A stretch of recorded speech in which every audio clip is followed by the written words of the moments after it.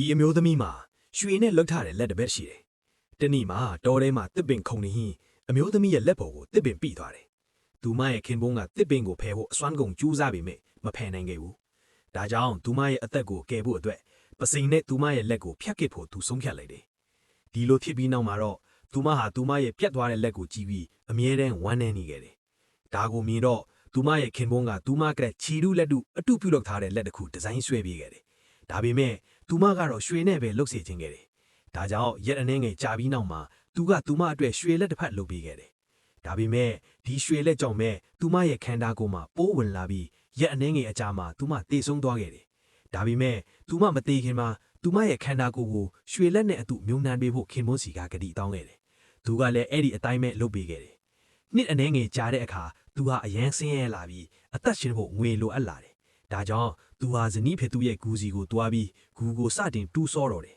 ။သူကရွှေလက်ကိုထုတ်ယူလိုက်တဲ့အချိန်မှာဇနီးဖေသူရဲ့မျက်လုံးတွေကရုတ်တရက်ပွင့်သွားခဲ့တယ်။ဒါပေမဲ့သူကအဲ့ဒါကိုဂယုမစိုက်ဘဲရွှေလက်ကိုအင်ကိုယူလာခဲ့တယ်။အဲ့ဒီညနောက်ပိုင်းမှာတော့သူ့ဇနီးကသူမရဲ့ရွှေလက်ကိုပြန်ယူဖို့ရောက်လာခဲ့တယ်။သူဟာကြောက်လန့်တကြားနဲ့ရွှေလက်ကိုသူ့ဇနီးစီပြန်ပေးလိုက်တယ်။ဒါပေမဲ့လက်ကိုရပြီးတာနဲ့မကြခင်မှာပဲသူမဟာသူ့ကိုတတ်ပစ်လိုက်ပါတော့တယ်